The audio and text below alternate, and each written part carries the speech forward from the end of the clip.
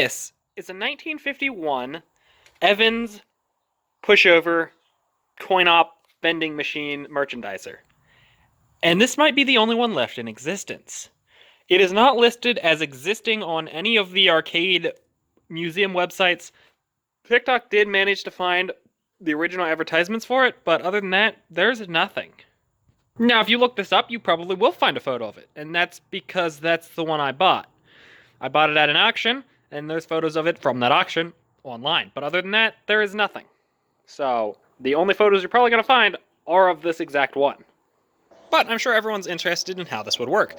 Basically, there'd be a whole bunch of prizes laying down here. There would be a piece of glass on here that's gone missing years ago. And you'd use this to move this side to side to line up with whatever thing you wanted to try and win. And you'd press this button, and it would tilt this up, and hopefully scoop your prize up and out this prize door. Now, as you can see, I'm unfortunately missing all of the coin-related stuff. I'm missing the coin mech, the coin door, all of the stuff. So that's going to be fun to figure out, as it looks like it just originally plugged in right there. So I'm going to figure out what it did. There's no wiring diagrams available for this, obviously, so we're going to have to build our own. Unfortunately, this side is a lot worse for wear. As you can tell, there is no paint left. This top part is really swelled up.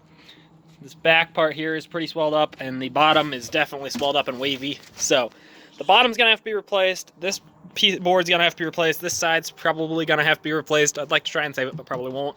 And the top is definitely going to have to be replaced. But I'm going to fully restore this thing. There isn't no way I'm throwing it out like a couple people suggested, just, making a brand new and using this one as a template. No, we're saving as much as we can off this thing. So, well, let's restore it. Okay, let's do some quick restoring. First off, I think we're going to start with this wooden frame here that would hold the glass. As you can see, it is not held together by, well, any of the corners anymore. So I need to put it together. However, I need to make sure I wait and don't put on all of them. Because if I put it fully together, then there's no way to put the glass in. Glad I thought of that before I glued it all the way together. But we can glue 3 of the sides together and maybe go find a piece of glass. So let's do that. So to start, I need to remove this frame. And normally you do that with the key. However, that key has probably been missing for at least, 50 years. So that's not going to happen. Luckily, there's no glass here, so we can pretty easily just get to the inside of that lock and unscrew it. However, I would like to just, make a new key for this, because it's a weird lock. I've never seen one like that, so we'll have to take it apart and see what we can do about that. But let's just remove it from the underside and pull off these boards. Okay, looks like we just need to remove that flathead. Should be pretty easy to do, I imagine. Yep, not too tight. Easy peasy. Oops, I hate flatheads so much. Pull that out. Hello? Oh, it's a hook. Cool. And we're off. Cool, we got some metal pieces here, I guess, that keeps this board from being pulled out at the bottom. Very cool. However, I have noticed that this board's probably going to need replaced. That is wavy, bent. Yeah, that's going to need replaced. So we're going to replace the outer layer and the inner layer. Dope. That's lovely. This side, the inner layer looks like it's savable. Looks like just this outer cover that I just realized has stars on it. Good thing I noticed that, because we're going to have to repaint those. I didn't notice that. That's cool. Oh, there's stars on all of it. How am I just now noticing that? Genuinely, how the hell? What? Boom, look at that. I refinished the wood. It looks beautiful. Just kidding, it's still right here.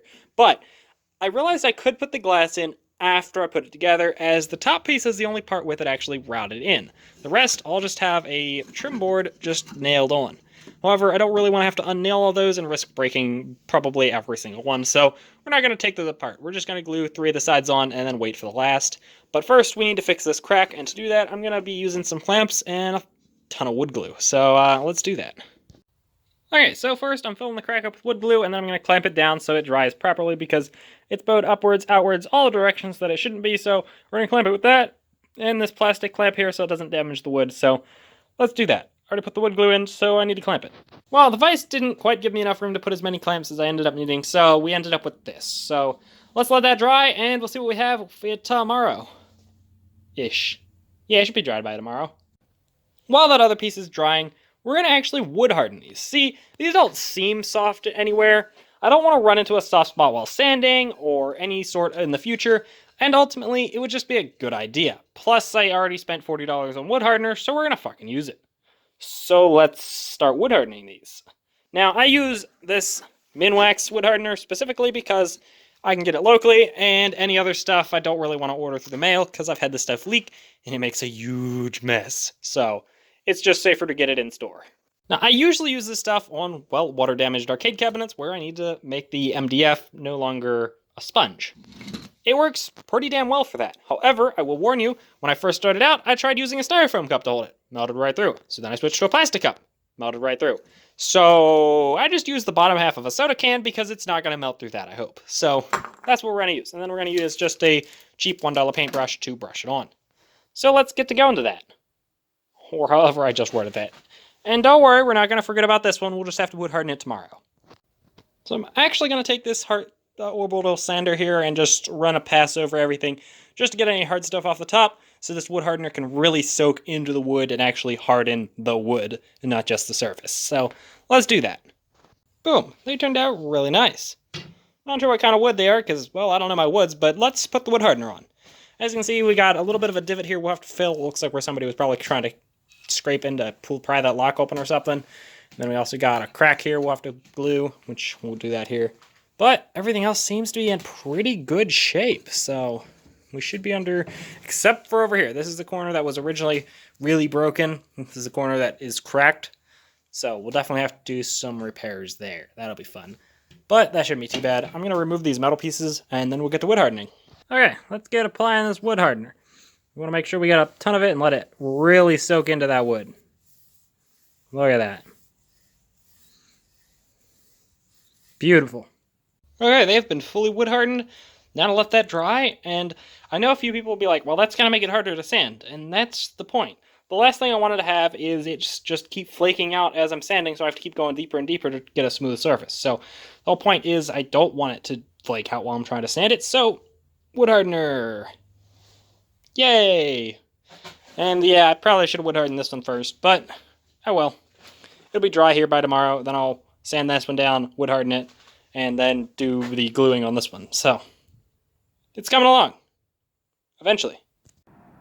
Okay, let's work on this pushover sign, because it's seen much better days. I really have two options here. I could set it, take it off, trace it around a new board, and completely cut a new one, or I can try and repair this one. Unfortunately, I don't have all of the pieces. But we're going to try to repair it anyway, because I'm a sucker for keeping things as original as possible, goddammit. I also don't have a laser cutter, so cutting this out will be fun. I mean, they probably didn't use a laser cutter, but I want to use a laser cutter. Now, unfortunately, this isn't going to come off cleanly, because not only did they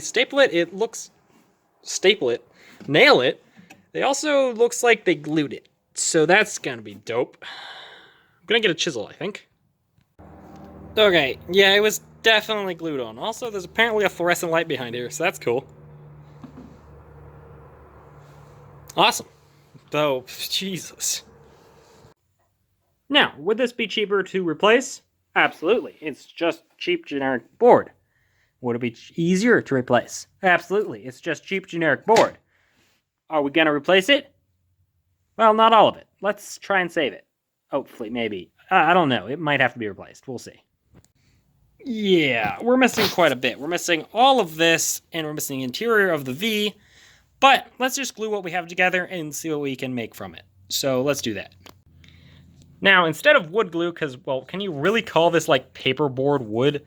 We're going to use super glue, because I think that's going to be best. We'll find out real soon. Like, really soon. Let's do it. Okay. We now have two pushover sign halves. Now let's attach together, and then we'll only be missing all of that in the middle of the V, which we'll custom build. Also, if you're wondering why I'm using gel super glue instead of just normal liquid super glue, it's because I've had issues with this kind of board before using anything liquid, even wood hardener or super glue. Putting it on it makes it puff up before it actually dries, so you end up just ruining the board if you try to glue or with it. So you got to be careful. That's why I'm using gel, because it's not going to soak into the wood. It's not going to give me as strong of a bond, obviously, but it will make the board still usable. And now we'll let that set and dry, and we'll see what we have when we're done. Well, when it dries. And then we're going to have to work on our custom bits. They're going to be fun. Probably would have been easier to make this by hand, but who cares? We're going to make it complicated because we want to save every damn thing. Over here at the sign, it should be dry, so let's pull this weight off and see if it's still in one piece. Well, if it is now in one piece, I should say. Oh, fuck. We glued it to the board underneath. And it is not. God damn it. I'm going to have to go get a pry bar. I didn't think this through. In my scrap wood pile, I actually found one of the exact same type of wood. I don't even know if you can really consider this stuff wood, but I'm pretty sure this might have been a dry erase board of some kind at some point, but it's the same thickness, same kind of weird paper board. So let's get to making our V. What I'm going to do is I'm going to put that over this, trace the V, and then somehow, using some magic of my eyes, shrink it, and then cut it out. I'm sure this will work. Perfect. That probably makes no sense to literally anyone. And it probably wouldn't make sense to me if I just looked away from it for 5 seconds. But I know exactly what I need to cut out, so let's cut it out, and it will probably make a lot more sense. Let's do that. You know, I started cutting this out by hand, and then I remembered I don't live in 1951. I have technology. And that looks pretty good, actually. Probably could have made it a little bit bigger, made those a little bit less space, but overall, it looks like over. So I think that's good. I just got to glue it in, and then once it's painted all the same color, I think it'll look perfect. Okay, I've traced what we have left onto here, so I can hopefully turn these into letters again. This is going to be a challenge, but I'm up for it, I think. I think. Well, I did something. Is it a good something? I don't know. Is it a bad something? Maybe. I'm going to cut it out and see if it fits with the theme of how this sign should look, and let's just find out, I guess. Damn, that fits pretty well. It almost sucks kind of that I now have to cut out all the letters that I drew. But it fits, so hopefully it'll look good once I cut out all those letters. I'll take it. That looks pretty damn good. Okay, that's sick. I just have to measure these and cut those into it. But that's awesome looking. I need to also put the piece of wood that's supposed to be here to block this S from this H here. That's broken out, but that'll be easy, and this is looking sick. Okay, the part between the S and the H there is done. Now I just need to measure how far apart these are and trace them and cut them out. This genuinely was looking so much better than I thought it would. Okay, they are marked. I think they're perfect. Let's cut them out. I think this is going to look sick. That genuinely looks so good. Now, obviously you'll see there's some gaps here, but that's okay. They'll be filled with, obviously, super glue and then probably some wood putty or something just to smooth it all out. I know I have to do that. So, that's looking sick. Like, actually, though, what? That's awesome. And it's done. Just kidding. Somebody pointed out on TikTok that V is not right. And they're right. That's because I was looking at this photo, which is a whole lot less high quality than this one. This one I actually can get a good photo, well, a good picture of what it's supposed to look like. And yeah, that V doesn't look anything like what it should. My P and S look pretty good, but my U also definitely needs some work. So we're going to fix that as well, because honestly, I can't live with that. So let's fix both those. And to do that, we need to cut them off, because we need to start over with both of them. So honestly, I think the triangle was right. Looks pretty good there. However, I need to get rid of these sidebars I put on here, and it needs to be a little bit thinner here and come down a little bit further. So I'm going to make the exact same thing, just without these sidebars, and a little bit thinner at the top and come down a little bit further. And I think that'll look just like original. Let's try that. Okay, after staring at these pixels, it looks like it's pretty an even line across there. So I came up with this drawing. Let's cut this out and see if we end up with something that looks remotely good. Okay, yeah, that definitely looks more correct. So let's cut off the old V and glue that one in. But first, let's fix that U, because that needs work. Okay, it's been super glued and puttied, so once it dries, we'll start sanding and see what happens. See if we end up with a sign that's, well, looks decent.